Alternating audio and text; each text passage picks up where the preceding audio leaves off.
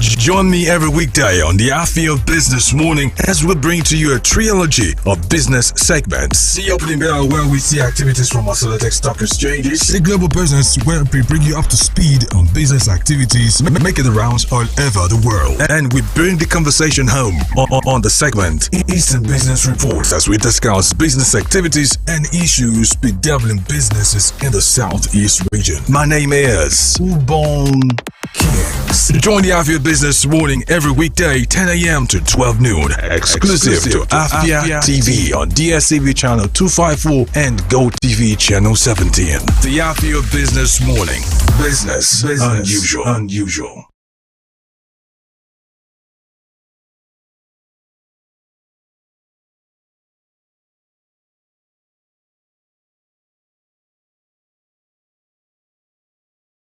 Top of the morning to you. It's Monday, the 7th day of October 2024. Sincere apologies for beginning behind schedule. Welcome to the Afia Business Morning. And today, as always, we will take a look at commodity reports. We'll see also activities from our selected exchanges and the segment opening bell. Business news stories from around Africa and the rest of the world will come to you on global business. We will also take a look at the issues affecting businesses in the eastern part of Nigeria and the Eastern Business Report. And finally, activities and conversations from around the market will come to you on Onye Afia. The Afia Business Morning takes center stage every weekday 10 a.m. to 12 noon. My name is Ubon Kings. Welcome to the Afia Business Morning. The Afia Business Morning. Join me every weekday on the Afia Business Morning as we bring to you a trilogy of business segments. The opening bell, where we see activities from our select stock exchanges. The global business, where we bring you up to speed on business activities making the rounds all over the world. And we bring the conversation home on the segment Eastern Business Reports, as we discuss business activities and issues bedeviling businesses in the Southeast region. My name is Ubon Kings. Join the Afia Business Morning every weekday 10 a.m. to 12 noon. Exclusive to Afia TV on DSTV channel 254 and Go TV channel 17. The Afia Business Morning. Business unusual.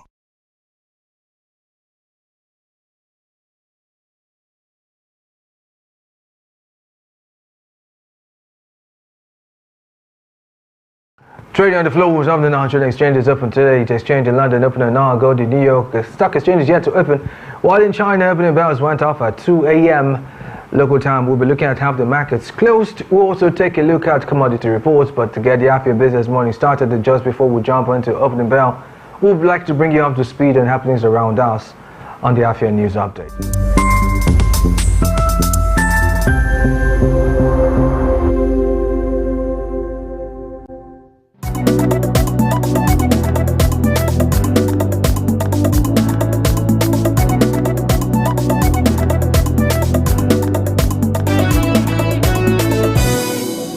Hello and welcome to the news update. I'm Joan Odenibo. We'll begin the news update in Imo, where the state police command has refuted claims that its officers stunned away 2 robbery suspects who were apprehended by the government-supported local security group known as Ibubego. Meanwhile, in Anambra, hundreds of leaders, women and youth from the Ezinana community in the Oka South local government area of Anambra State on Sunday gathered for a Thanksgiving service, celebrating their survival after a confrontation with police over land that is disputed with the Umuzocha community, also in Oka. Elsewhere in Abuja, the Nigerian government has voiced its worries regarding the reluctance of many Nigerians in Lebanon to come back home, even as the conflict between Israel and Hezbollah intensifies. Moving on to the foreign scene, where the southern French city of Marseille was rocked by the 2 seemingly drug-related murders this week, one of which involved the brutal killing of a 15-year-old boy who was reportedly stabbed 50 times and set on fire. And finally, in the news update, the Confederation of African Football has appointed Malawian Philip Nkaganan as the center referee for the Super Eagles match against Libya in the 3rd round of the 2025 African Cup of Nations qualifier. And that's so much you have on the news updates. Do also follow us now on social media platforms at Afia TV Official. I'm Joan Odenibu. Many thanks for watching.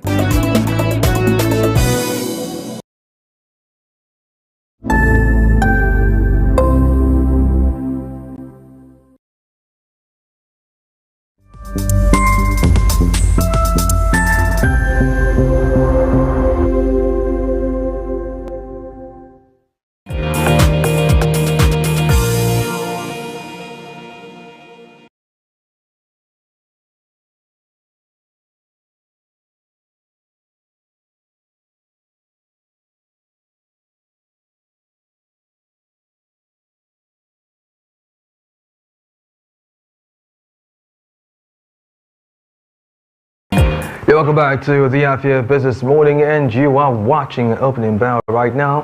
And moving on, let's jump right onto the floors of our featured exchanges. This morning we're starting on the floor of the Nigeria Stock Exchange, where the NGX all-share index over the weekend closed on the high, rising by 0.47% to close at 97,520.54 points. And you may be interested to know that a total of 320,700,958 shares valued at 6,021,557,886 naira 27 kobo were traded across 8,763 deals with equity capitalization of 56 trillion 38,623,763,490 naira 39 kobo. Away from that, we're going to take a look at the biggest gainer and losers of the day. The biggest gainer of the day, by the way, was Seplat, which rose by 10%. Other gainers were the likes of ABC Transports, Livestock, Keverton, and FTN Cocoa. On the other hand, Eterna topped the losers list with a decline of 10%. Other losers were the likes of PZ, Regal Insurance, Mansard, and Dangote Sugar. We're going to quick break. When we're done, we'll be looking at activities from other selected exchanges. We'll talk about the likes of the New York, London, Shenzhen, and Shanghai exchanges right after this time out. The Afia Business Morning, indeed, Opening Bell. We'll be right back. Stay tuned.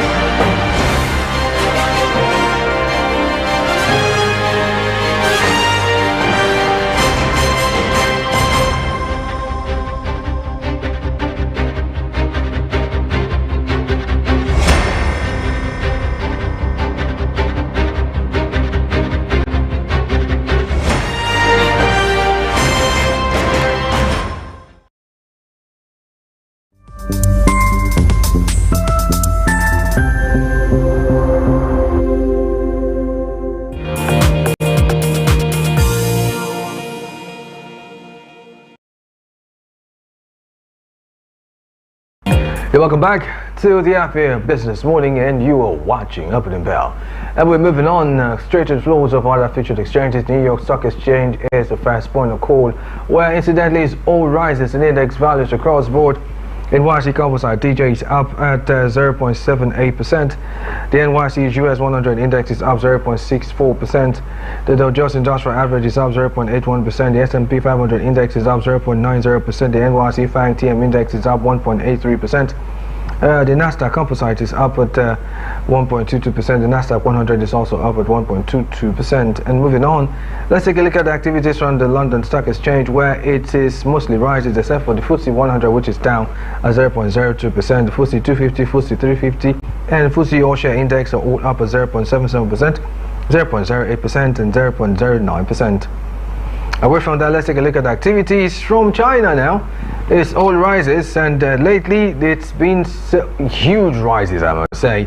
Shenzhen Component Index is up at 10.67%. ZSE Composite Index is up at 10.93%. China's index is up at a whooping 15.36%. And while we remain in China, let's move to the exchange at Shanghai, where it's also the same thing. All rises in index values across board. The SSE Composite Index is up 8.06%. The SSE 50 Index is up 7.17%. Star 50 Index is up at a very huge margin of 17.88%. The SSE 180 Index, I beg your pardon, is up at 7.59%.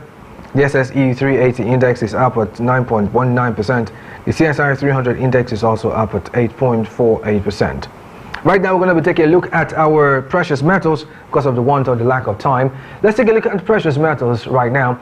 And incidentally, I'm interested to know that it's a mixture of rises and dips in index values as far as precious metals are concerned. This morning, I'm interested to know that according to our chart, gold is down at 0.09%, silver is up at 0.58%, platinum is down at 0.37%, palladium is up at 0.38%.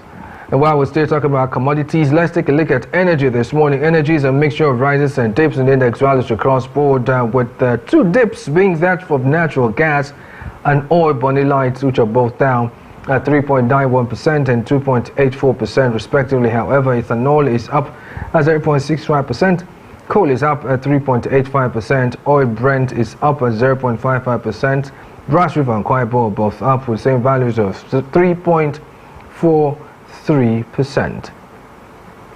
Away from that, let's take a look at industrial metals now. Industrial metals, well, is more of rises than dips in index values across board. The two dips here being that of nickel and tin, which the two commodities are down at 1.77% and 0.01% respectively. However, aluminium is up at 1.33%, lead is up at 0.70%, iron ore is up at 0.49%, copper is up at 0.11%, zinc as well is up at 0.30%. You're watching the Afia Business Morning, and this indeed is Open the Bell. Do to follow the program, and you could join in live, as it were. We're live right now on our dedicated Afia Business YouTube channel.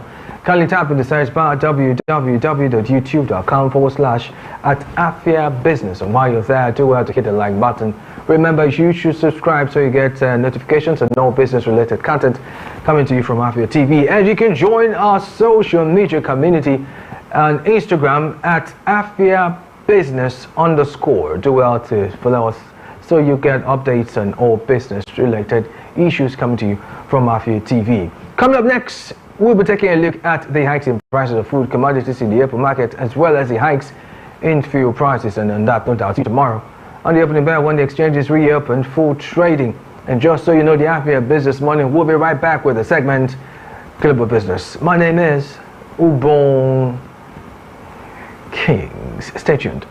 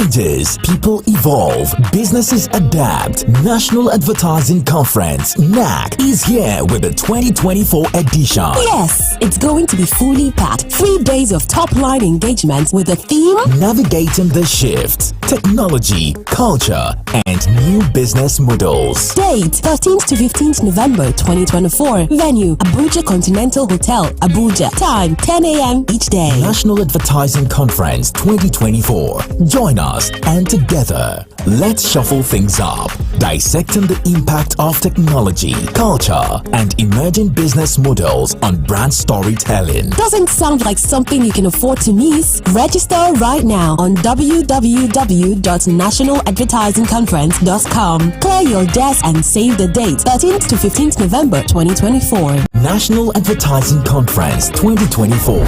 Be there, be heard.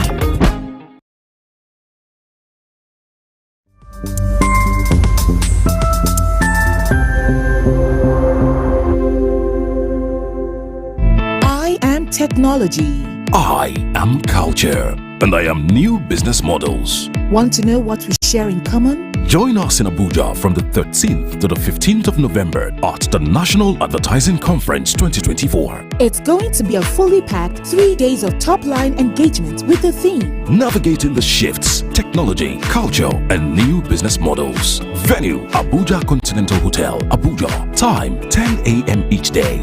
National Advertising Conference 2024. Let's shuffle things up, dissecting the impact of technology, culture, and emerging business models on brand storytelling. Register right now on www.nationaladvertisingconference.com. Clear your desk and save the date 13th to 15th November 2024 at Abuja Continental Hotel, Abuja. National Advertising Conference 2024. Be there, be heard.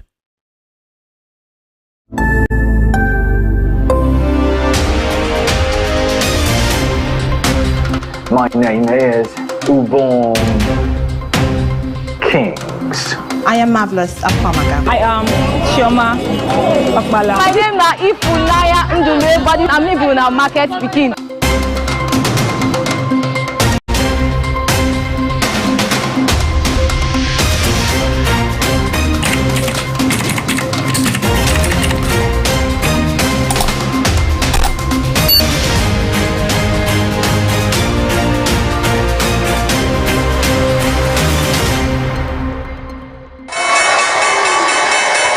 The Afia Business Morning.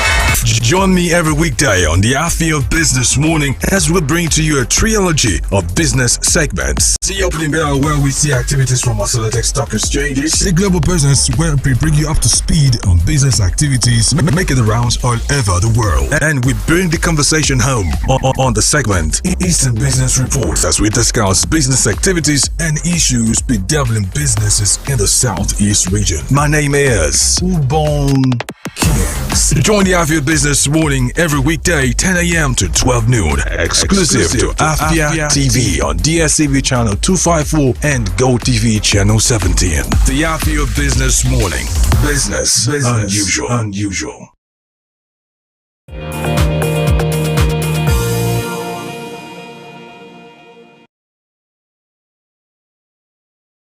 Thank you for rejoining me on the Afia Business Morning. Welcome to Global Business.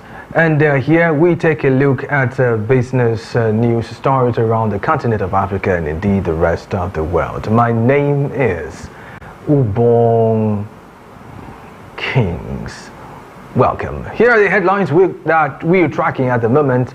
We're starting off in Africa, where it's reported that Zimbabwe is to pay salaries in dollars after their currency devaluation. And outside Africa now, Brussels breaks impasse after European Union disagrees on electric vehicle tariffs. And see from the foreign scene, LVMH signs a 10-year global partnership with Formula One. We'll bring you details of these stories and more right after this break. Stay tuned.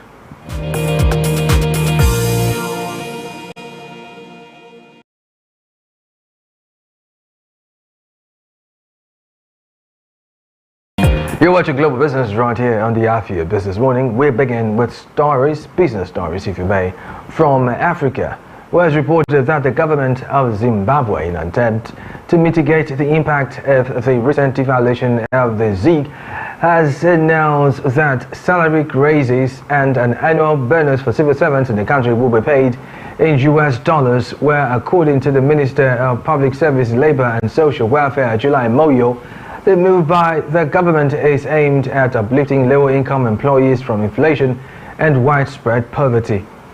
Furthermore, Moyo also confirmed that the Treasury has already set aside the required US dollars for government employees, including an increase in the US dollar component of their salaries, as the government has committed to paying civil servants their annual bonuses this year, with consultations on the timing of the 13th check nearing completion. Let me try to emphasize a few things as far as this story is concerned, which pretty much strikes me emphatically. Now, that paragraph, there's a paragraph which is summarized as saying that according to the Minister of Public Service, Labor and Social Welfare, July Moyo, the move by government to pay civil servants in dollars is aimed at uplifting lower income employees from inflation and widespread poverty. Now, the question I would naturally ask is, isn't this contributing immensely, okay, maybe profusely if you like, to the dollarization of the Zimbabwe economy? And the other question is, isn't Zimbabwe already a part of BRICS? Because as at July the 29th day in the year 2023, it was reported that Zimbabwe applied to join the BRICS New Development Bank. But, well, we're seeing all of this happening in a country that was supposedly part of BRICS, but this is happening. Well, VOA Zimbabwe, that's Voice of Africa Zimbabwe, captured the mood of Mutili Nkube, the Minister for Finance and Economic Development of Zimbabwe, as he took his time to share his thoughts with reference to this development. Let's take a look. We are determined to stabilize the macroeconomic environment so that the environment can support the growth of our economy. So the action taken by the Reserve Bank of Zimbabwe was actually to produce a package of measures. Those measures included adjusting the currency from about 14 to 25 to the US dollar. It also included raising the policy rate to 35%, because the idea is that you want to discourage speculative demand for credit for speculation in the power market.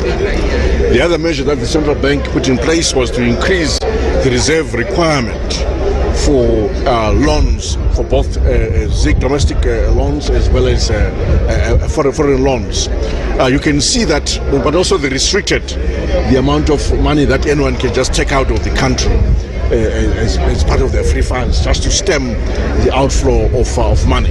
So what the Reserve Bank put in place was a package of measures to really deal with the issue of currency stability. Now, so when it comes to the issue of allowing the exchange rate to move to 25 as official exchange rate, the intention there was to make sure that the gap between the power market and the official market is somewhat narrowed. That was also presenting other challenges for the retailers. I spoke to some of the retailers. They've been consulting with government, with the line ministry, Ministry of Industry and Commerce, the central bank, with Treasury. Clearly, that gap was causing challenges, and that gap had to be closed. So, on that score, it's good that gap was closed, and it brought some relief to the retailers. We'll continue to look at other measures to make sure that gap doesn't run away and continue to give us challenges in macroeconomic stability. Yes, we're quite aware that the act of putting in place a flexible exchange rate or devaluation does have an impact immediately on incomes, on prices.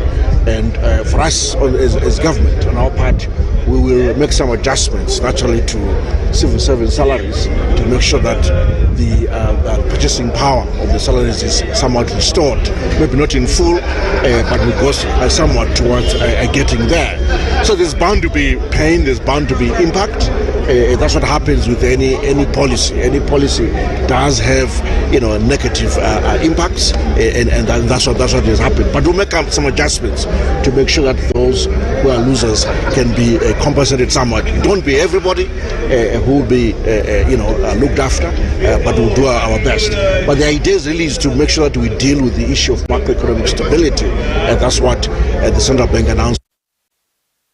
So that was the finance minister for Zimbabwe, Minister for Finance and Economic Development, the president of Ntuli Nkube, sharing his thoughts with reference to the policy that would pretty much pay civil servants in dollars. And moving on to business stories from the automotive world, it's reported that the European Union countries have failed to agree on whether to slap China-made electric vehicles, EVs, with steeper tariffs during a closely watched vote that ended in too many abstentions, forcing the European Commission to overcome the political impasse and push its proposal over the finish line.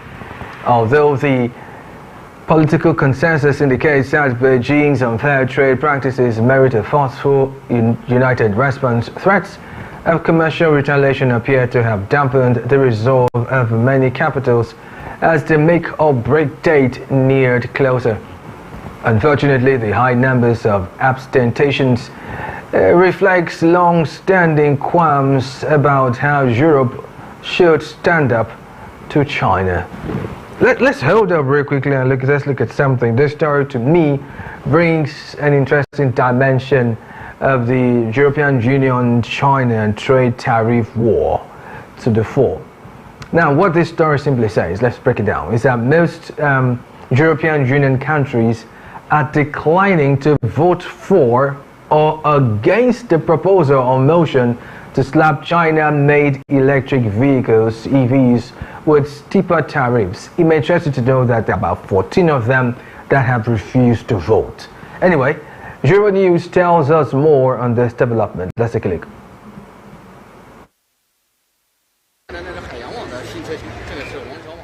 European member states have failed to agree on whether the EU should apply steeper tariffs on China-made electric vehicles. Now the decision goes back to the EU Commission, who can implement its proposal. This means that the tariffs can be imposed. The vote in Council revealed clear divisions. 10 countries voted in favour of the tariffs, with France and Italy amongst them. Germany and 4 more countries voted against. However, the abstention of 12 countries meant that there was no result. Germany's car manufacturers operate largely at the higher end. It's mostly premium cars, and they invested heavily within China.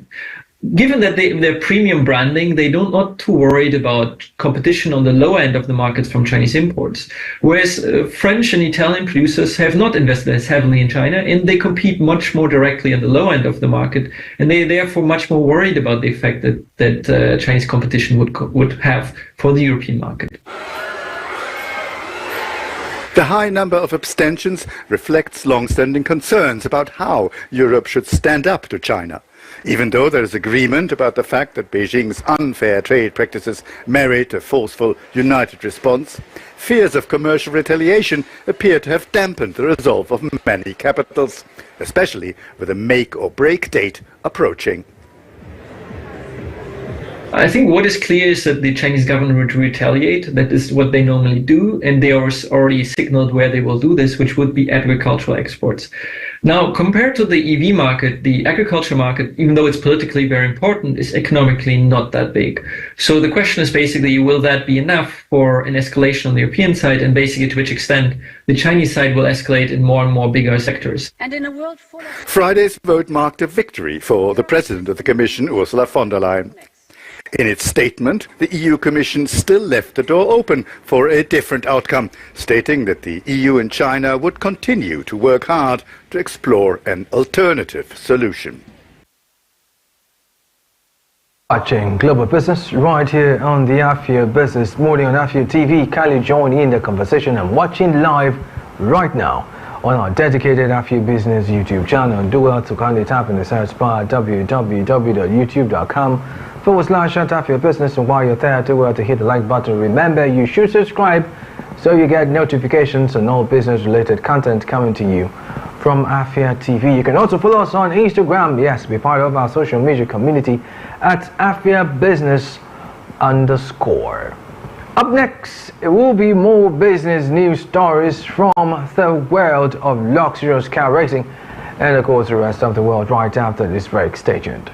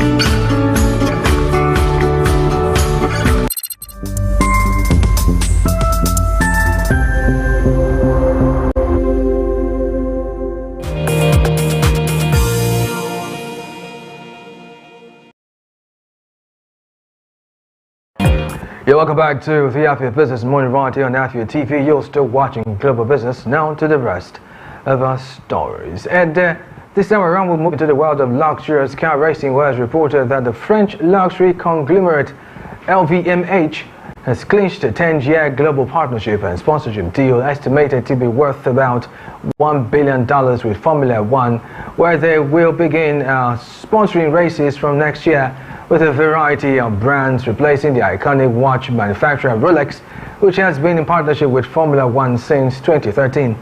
However, this move comes as global motorsports has seen a resurgence in popularity over the last few years, with the race locations being added. And for the sake of emphasis, let's look at that particular story and clarification too of doubt. The acronym LVMH actually stands for Louis Vuitton, Moet, and of course Hennessy. And these guys, according to the story, have just clinched a 10-year global partnership and sponsorship deal estimated to be worth about $1 billion with Formula One. And this, to me, is more money in the bank. Interestingly, Legend's success takes a dive into the interesting detail of how the LVMH brand made it to so much prominence. Let's take a quick look at it. But how did this empire come to be? This is a story of vision, strategy, and unstoppable ambition. LVMH's story begins in 1987 with the merger of Louis Vuitton and Moet Hennessy. Louis Vuitton was famous for its handbags and luxury goods, while Moet and Hennessy ruled the world of high-end wines and spirits. But behind this empire was the mastermind of Bernard Arnault. Arnault's vision was simple. He wanted to be the biggest name in the luxury industry, and through his business acumen and foresight, he made this dream a reality. While Louis Vuitton and Moet Hennessy were already powerful, Arnault went on to bring Dior, Fendi, Givenchy, and Bulgari into his empire. This strategy of acquisitions gave LVMH an unmatched position in the luxury world.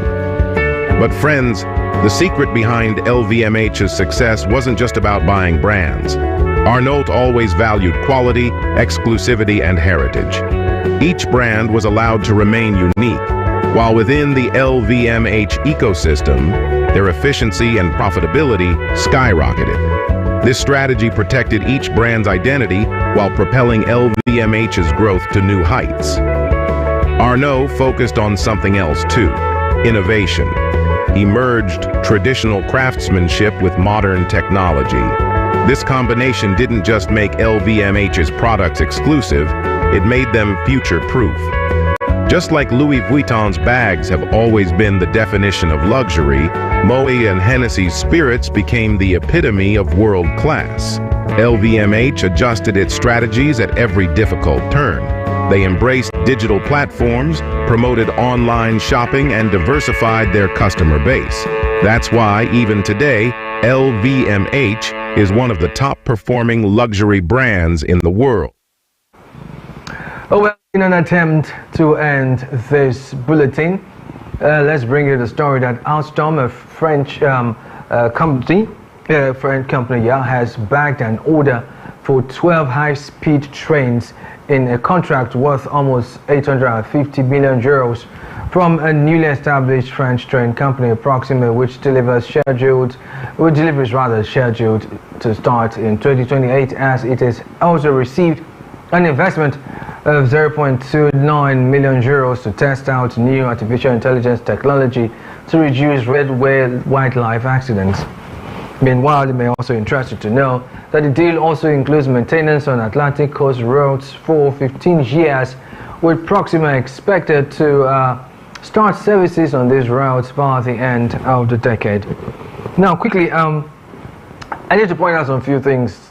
This conversation is about 12 high-speed trains, not one, but 12 high-speed trains. Now, that talks about or borders on infrastructure, political willpower, efficiency, and adequate security infrastructure for this train service system to thrive, to the place of being able to bag an order for 12 high-speed trains in a contract which is worth almost about 850 million euros. Now, let's bring this conversation home.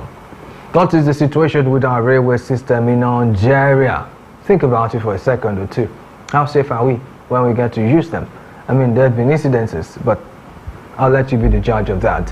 Interestingly, Alstom from about a few months ago reported on the first time it commenced a high-speed train in India. Now it is in France. Let's take a quick look at this, and when we come back, we'll wrap this up. Please stay.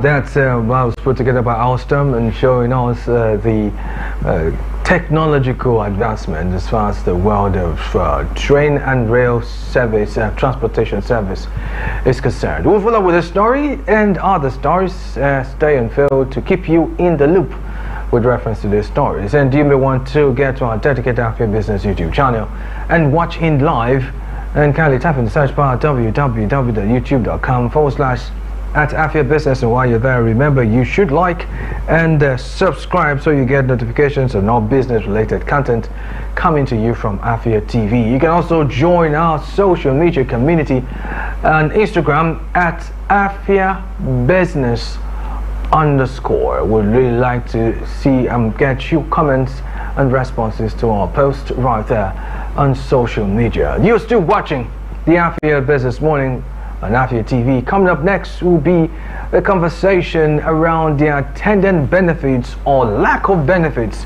with regard to selling of crude in Naira to Dangote Refinery and by extension other local refineries on the Eastern Business Report. The Afia Business Morning will be right back. My name is Ubong Kings. Stay tuned.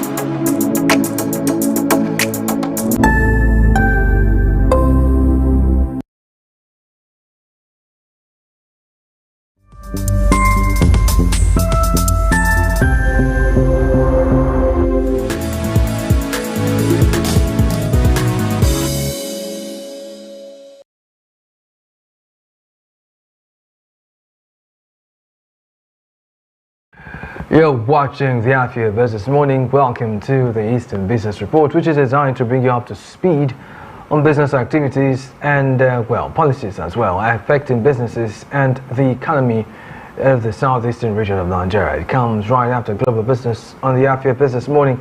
And on today's edition of the Eastern Business Report, we'll be looking at the petroleum industry in the light of the attendant benefits or lack of benefits with regard to the selling of crude in Naira to the Dangote refinery. It may interest you to know that the federal government of Nigeria had said that it started sales of crude oil in Naira on October the 1st, 2024. While the Minister of Finance and Coordinating Minister for the Economy disclosed this in a statement on Saturday. We'll take a short break. When we return, we will be looking at all of these details in a lot more detail after this time out. Please stay.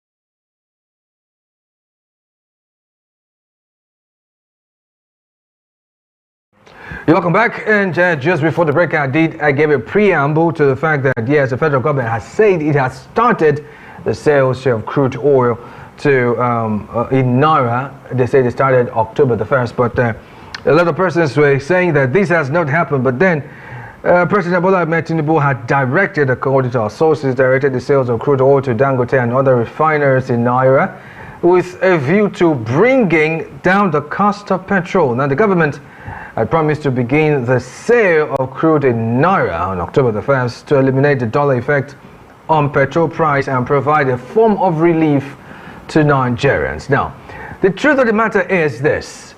We had been able to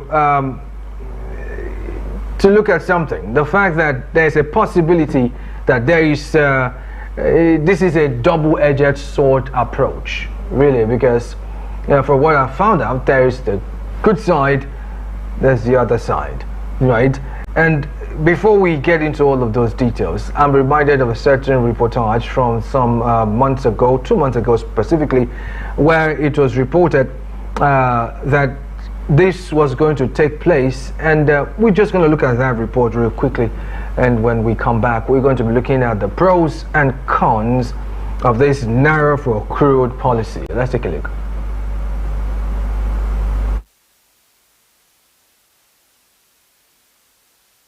Nigerian Petroleum Company, which is NNPC, to deal in our local currency.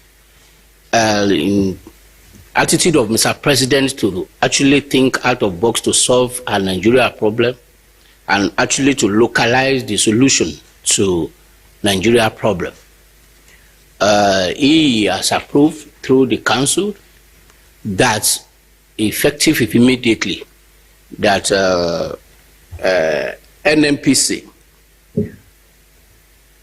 gets engaged with local refineries, and we are starting that with Dangote refinery, that the sales of crude oil to Dangote refinery be denominated in Naira, and also the sales of refined product from Dangote refinery to marketer and distributors also should be conducted in Naira. And what does this mean to our economy? One, the pressure on foreign exchange rates today will be reduced.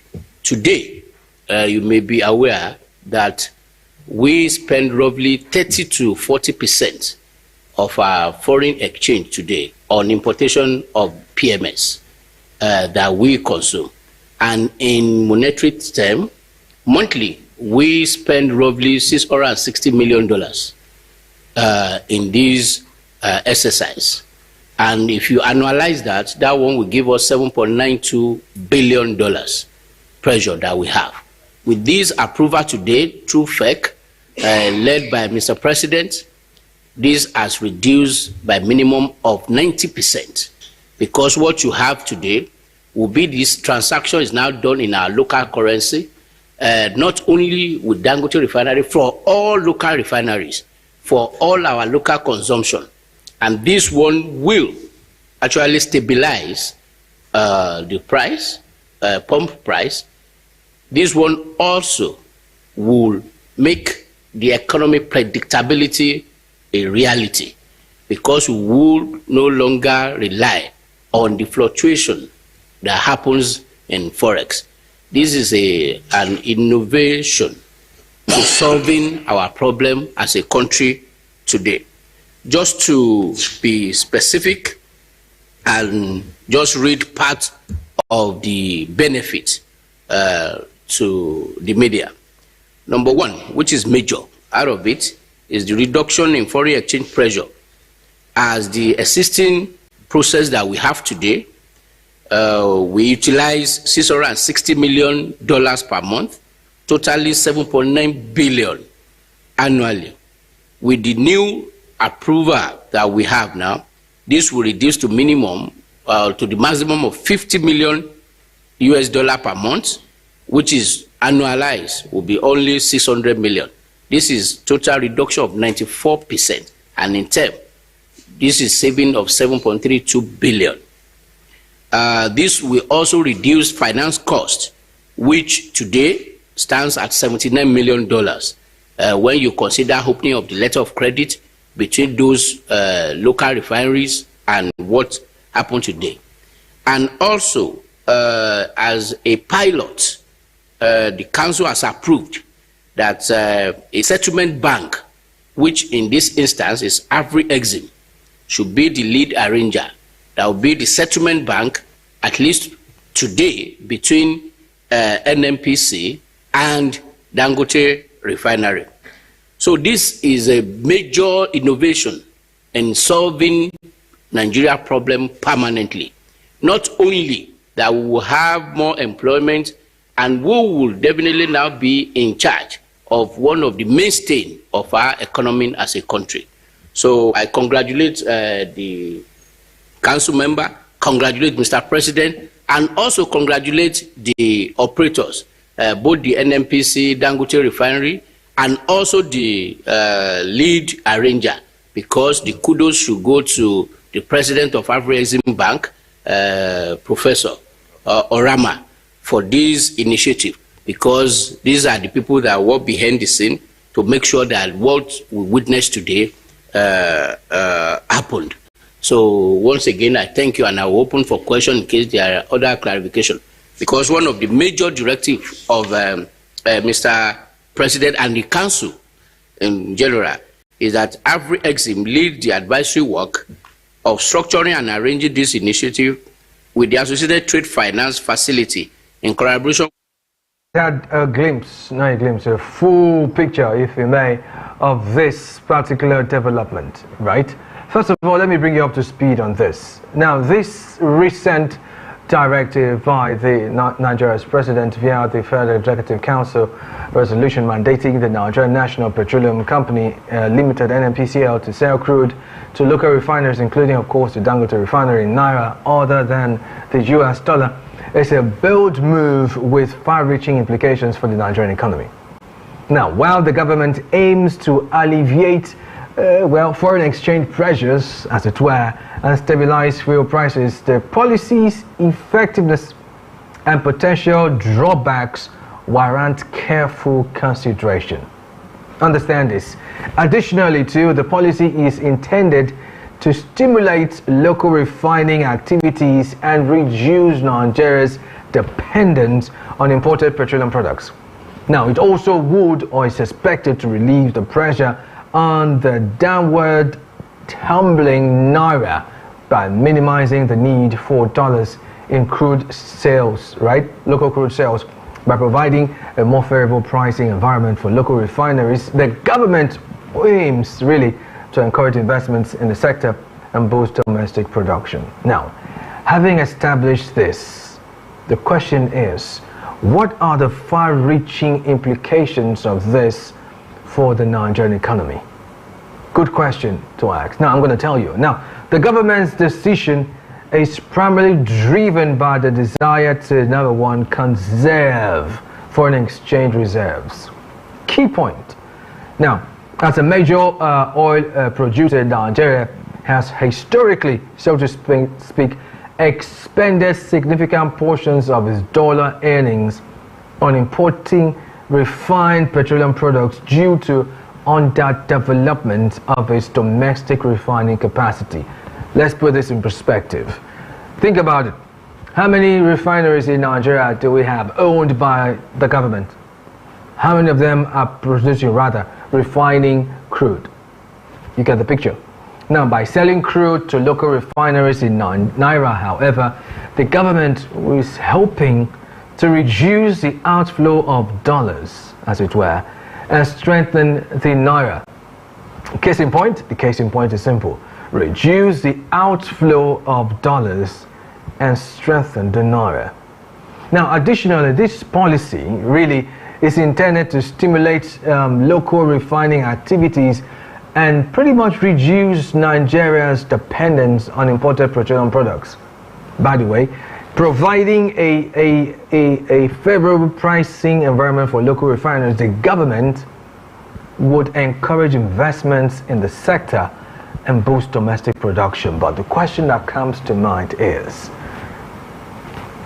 I've just itemized the good things that could come out of this.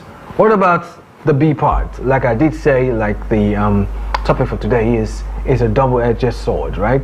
There's the good part, there's the bad part. We're going to be looking at all of that right after this time out, because of course we're going to be sharing with you just so you know exactly what to expect when it comes to this Naira for crude policy. We'll take a short break. When we return, we'll move into more details. Please stay.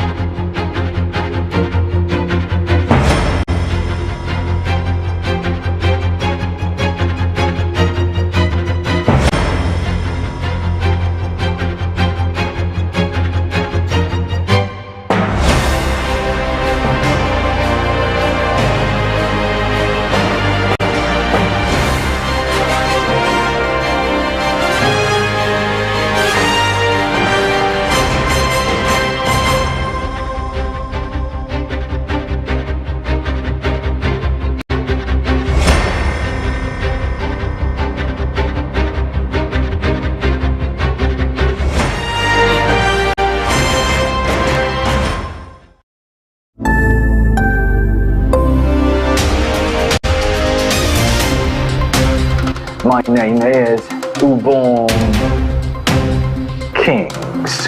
I am Marvelous Afamaga. I am Shioma Okbala. My name is Ifulaya Ndule, but I'm living in a market begin.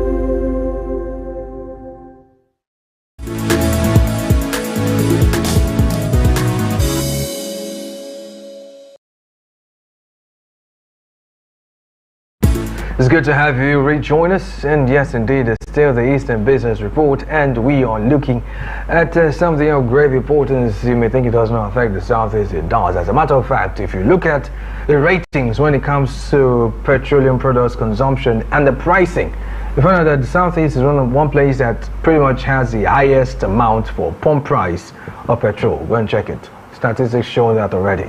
But then again, we're looking at the Naira for crude policy of the federal government, the double-edged sword, if you may. And we have established quite a number of things, special reference to the good part of it.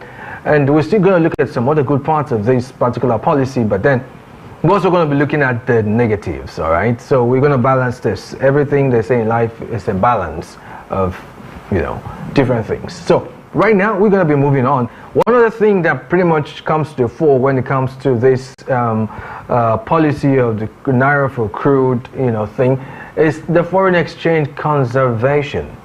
Now, the most immediate technology transfer and, of course, improved domestic refining capacity.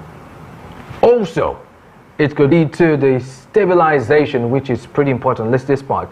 The stabilization of crude oil prices, because increased local refining capacity could, by extension, potentially lead to a more stable supply of petroleum products, thereby reducing price fluctuations and benefiting consumers, eventually leading to stabilized petroleum prices. Let me break that down real quickly, because the truth of the matter is, once you can have local refineries, their capacity expanded, for instance, it could lead to having petroleum products supplied more. And you see, when there is more supply, it's just basic law of business.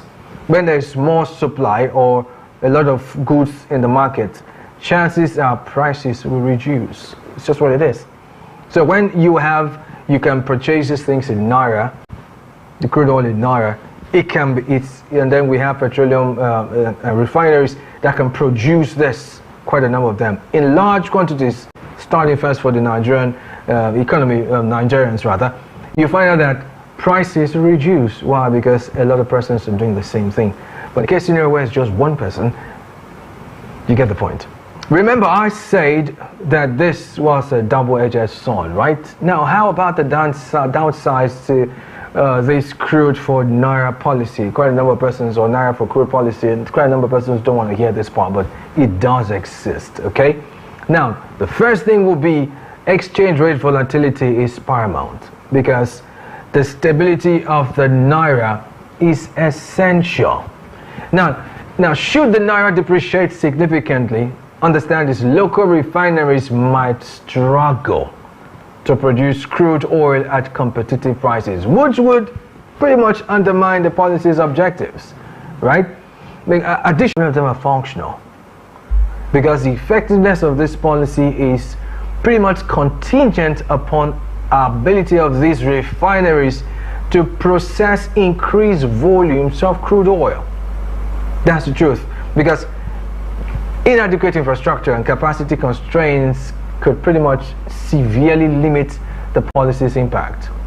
A conducive regulatory framework also, on the other hand, is essential for this policy's success.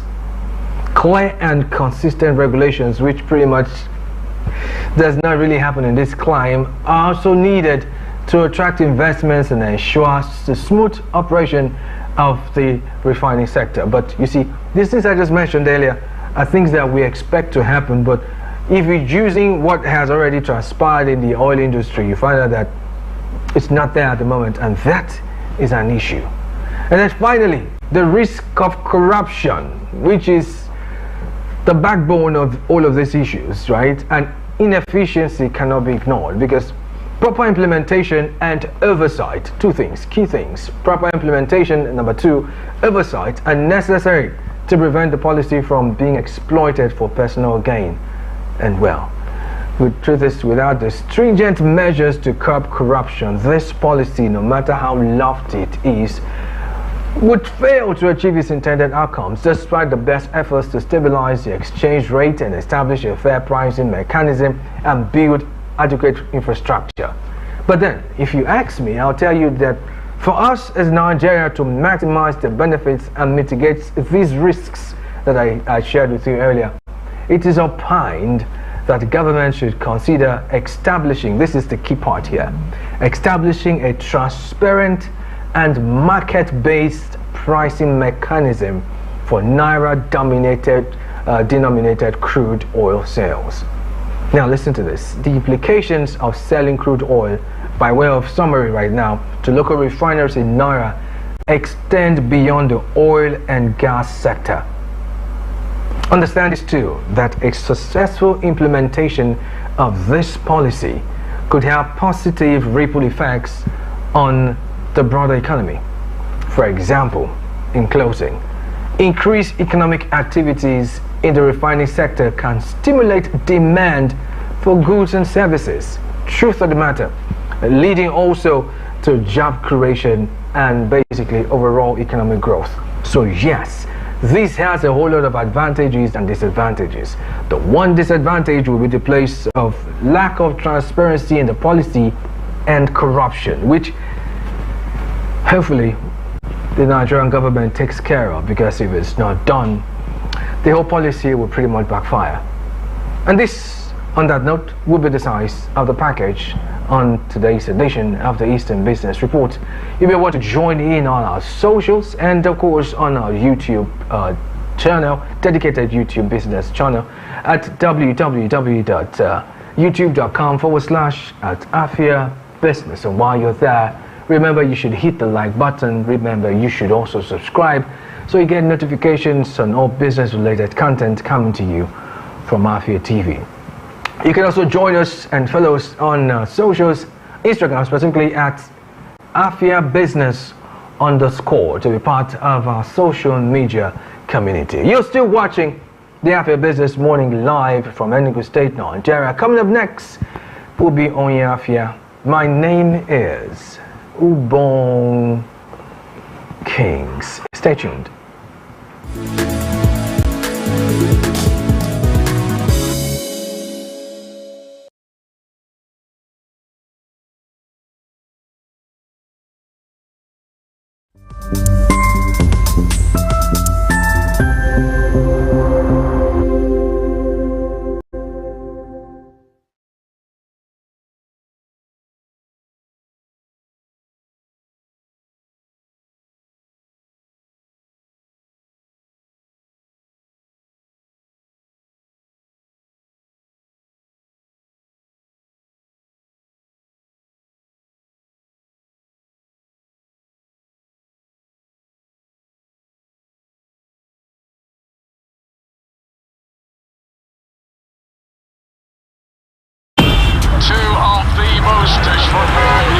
Manchester City!